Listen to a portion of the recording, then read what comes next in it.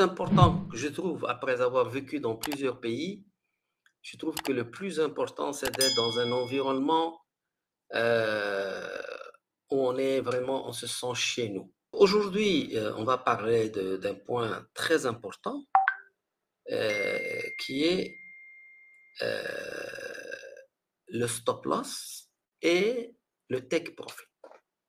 Le Nasdaq maintenant, il est évident qu'il faut être vendeur. On est d'accord? Nasdaq vendeur. Le ZN vendeur. Le dollar vendeur. Le pétrole, il faut être acheteur. L'or, il faut être, pour le moment, on est dans une situation intéressante de l'or. On pourrait être acheteur de l'or, même si on est contre le courant. Donc l'or, le dollar, lui, il semble vouloir, c'est comme s'il a fait cette fausse cassure, là. Vous voyez ici, là, ici, c'est ce point-là, ici. On dirait que le dollar veut remonter. Donc nous, sur cette position-là, sur le dollar, moi sur le dollar ici, sur cette configuration du dollar, je suis plutôt comme ça. Et je sais que, attention, on a eu une fausse cassure ici avec du volume. Donc moi, cette configuration-là est intéressante parce que si on casse ici, alors ça veut dire qu'on va accélérer et que le dollar va vraiment tomber. Mais si le dollar tombe, il y a beaucoup de choses qui vont avec. C'est vraiment un pilier de la finance, le dollar. Je reviens sur ce que j'ai commencé. Donc, ma stratégie, elle est basée sur se focaliser sur un seul marché. Parce qu'une fois qu'on commence à regarder beaucoup de marchés, surtout des marchés difficiles à trader, on commence à être ballotté par les marchés. Donc, la question qu'il faut poser et la question du champion du monde, c'est quel est le marché le plus facile au monde? Le marché le plus facile au monde pour moi, où vous pouvez gagner de l'argent, par exemple, aujourd'hui, si vous êtes à l'ouverture. Professeur, vous m'entendez? Oui, oui, oui, on vous entend bien et puis tout le monde t'entend bien. Tu es un Ah, bon conférencier. Ah, super, oui, tu as fait des progrès, hein. Tu as fait, ah, hein. Tabarakallah alik, tu as fait des progrès, je te félicite parce que ah, tu parles merci. maintenant comme un vrai conférencier. Ah, merci beaucoup, cher. Merci beaucoup. Barakallahu fik. Aujourd'hui, on avait un signal là. Vous savez, à 13h19, on commence à s'intéresser sur les bons de trésor. Toute cette session à Londres et à partir de 11h, on ne fait rien parce qu'il n'y a pas de volume. Donc, si on revient comme ça, le premier volume qu'on a avec 9000, à peu près 10 000 contrats. Et en plus, on remarque quoi? On remarque la base, c'est on a une bougie qui vient de casser le VWAP. Et on voit vraiment une mèche là, mais il n'est pas avec le volume. Mais ce signal-là, il est très très fort. Et pourquoi je préfère le ZB? C'est parce que c'est le marché qu'on peut mettre un petit stop loss. Moi, je ne le mets pas, je ne mets jamais de stop loss, hein. Mais le marché, il ne va pas se retourner contre toi à 20-30 ticks avant de faire le mouvement prévu.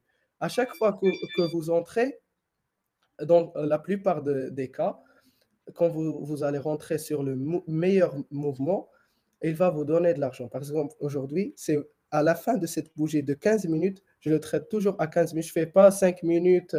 J'analyse à 30 minutes et je traite à 15 minutes. Donc, je suis rentré à 139,03.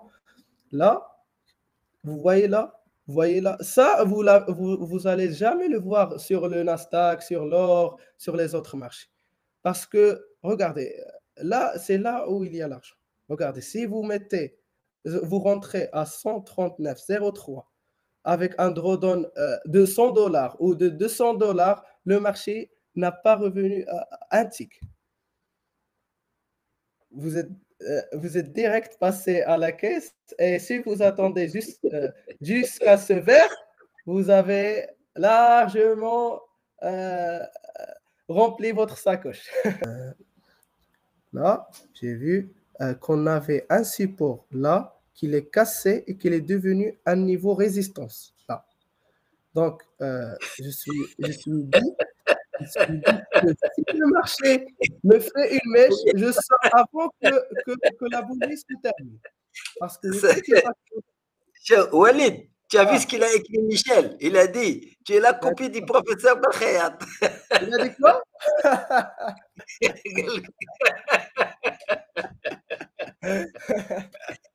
Merci Michel. Merci.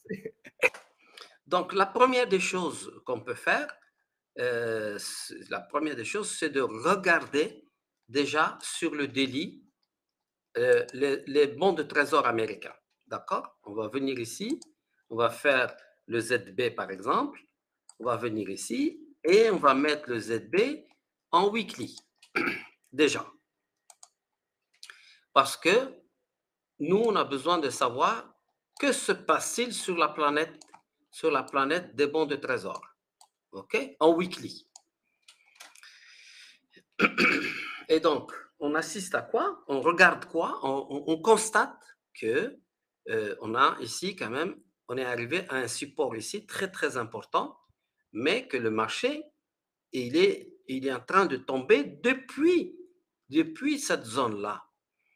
Mais en réalité, depuis ici, le marché ne fait que tomber en weekly. Donc, je pense que les marchés n'ont pas fini de tomber. Regardez, on va devoir arriver dans cette zone-là. On a encore ici, cette zone-là, ici, là, ici. Je pense que les bons de trésor américains, sur les semaines à venir, devraient arriver ici.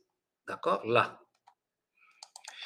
Je ne vois pas que ces marchés-là peuvent remonter alors qu'on a annoncé qu'on va augmenter les taux d'intérêt au fur et à mesure. Donc ça, c'est un premier point. Donc nous, on sait à l'avance que ces marchés-là, on doit chercher des signaux de vente. Bien. Une fois qu'on sait ça, on revient sur les 15 minutes.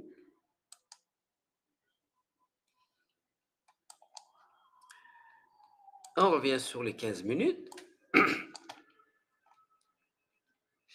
Et vous allez voir quelque chose d'extraordinaire que j'aime beaucoup sur les 15 minutes, sur les bons de trésor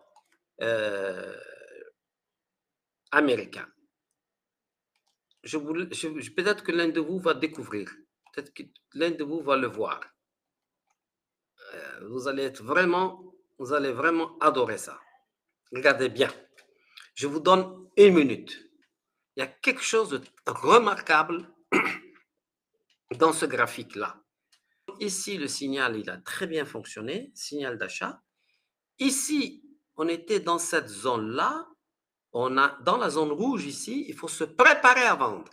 Dans la zone à côté du bleu, ici, il faut se préparer à acheter.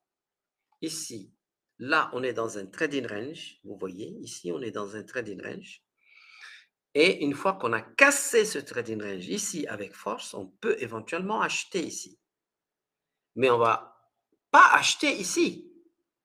Donc, règle de base du Paris Centre, c'est qu'il est interdit d'acheter quand on est dans cette zone rouge ou de vendre quand on est ici.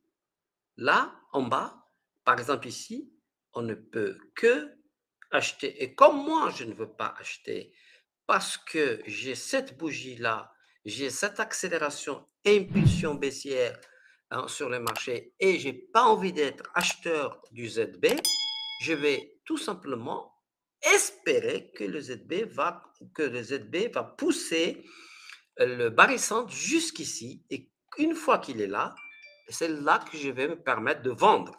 Comme l'historique est en train de me le prouver que à chaque fois que le marché est venu ici, dans cette zone, à chaque fois, il y a eu un signal de vente.